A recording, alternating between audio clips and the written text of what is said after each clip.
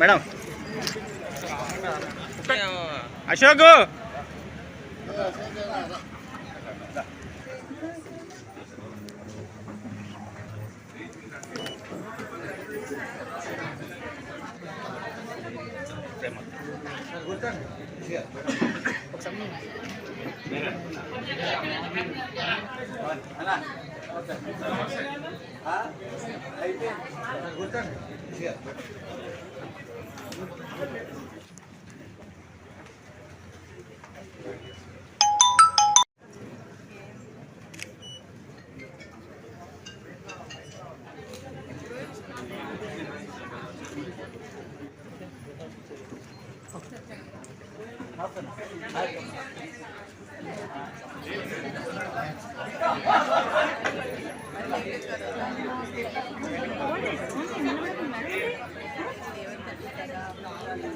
అదే పద్ధతిలో ఇక్కడ వరంగల్ కార్పొరేషన్ మరి హైదరాబాద్ తర్వాత పెద్ద కార్పొరేషన్ ఈ కార్పొరేషన్ కూడా ముఖ్యమంత్రి గారు ప్రత్యేక దృష్టితో చూస్తూ ఇది 2వ రాజధానిగా అభివృద్ధి చేయాలనేటువంటి ఒక లక్ష్యంతో వారు ఇప్పటికే దాదాపు 5,000 కోట్ల రూపాయలు ప్రకటన చేయడం జరిగింది.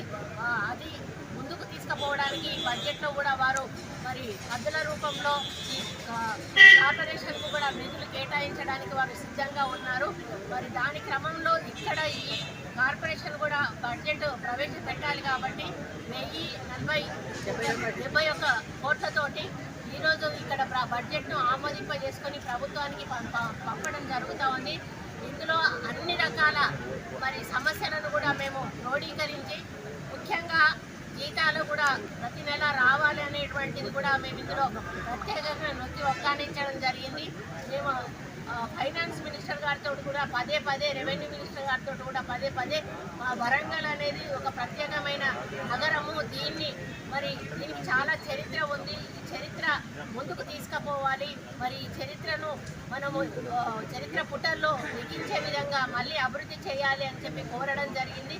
ముఖ్యమంత్రి గారు స్వతహాగా వారే ఈ యొక్క అభివృద్ధి మీద దృష్టి ఉంది కాబట్టి వారు కోరిన నిధులు ఇచ్చే అవకాశం ఉంది.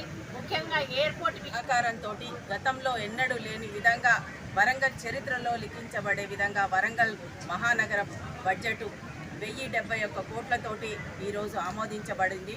అందరికీ కూడా ఈ కార్యక్రమానికి వచ్చి ఆమోదానికి సహకారం అందించినటువంటి గౌరవ మంత్రివర్యులు శ్రీ కొండా సురేఖ గారికి, గౌరవ శాసనసభ్యులు శ్రీ నాగరాజు గారికి, గౌరవ శాసనసభ్యులు శ్రీ రేవూరు ప్రకాష్ రెడ్డి గారికి, గౌరవ కార్పొరేటర్స్కి, అధికారులకు అందరికీ కూడా ధన్యవాదాలు తెలియజేసుకుంటున్నాను.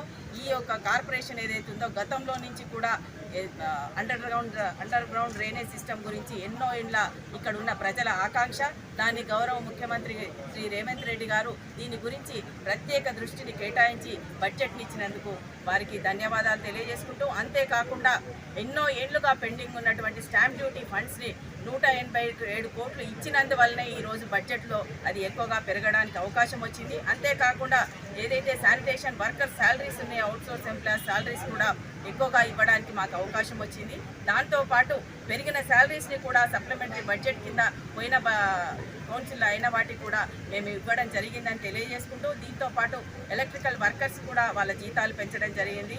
అన్ని వర్గాల వారికి సమన్వయం చేస్తూ ఈరోజు బడ్జెట్ ఉంది. ముఖ్యంగా 1/3 ఏదైతే ఉందో విలీన గ్రామాలకి, స్లమ్ ఏరియాస్కి మన గౌరవ మంత్రివర్యులు చెప్పినట్టు మహిళలు ఎక్కువగా స్లమ్ ఏరియాస్లో ఉన్నటువంటి మహిళలందరూ కూడా ఉండే విధంగా 1/3 బడ్జెట్ని కూడా దీంట్లో కేటాయించడం జరిగిందని తెలియజేసుకుంటూ, ఆదాయాన్ని పెంచుకుంటూ ఇప్పుడున్న మున్సిపల్ చట్టంలో మాకు వచ్చే దాంట్లో లేఅవుట్లు, అదేవిధంగా ఇక్కడ పరిధిలో ఉన్నటువంటి గవర్నమెంట్ ల్యాండ్స్ కూడా మంత్రివర్యులు శాసనసభ్యుల సహకారంతో మాకు కనుక ఇచ్చినట్టయితే దాన్ని కూడా లేఅవుట్లు చేసుకొని మా ఆదాయాన్ని పెంచుకోవడానికి, మిగతా అన్ని కూడా వనరులు ఏవైతే ఉందో అవన్నీ పెంచుకోవడానికి మేము కృషి చేస్తామని తెలియజేసుకుంటూ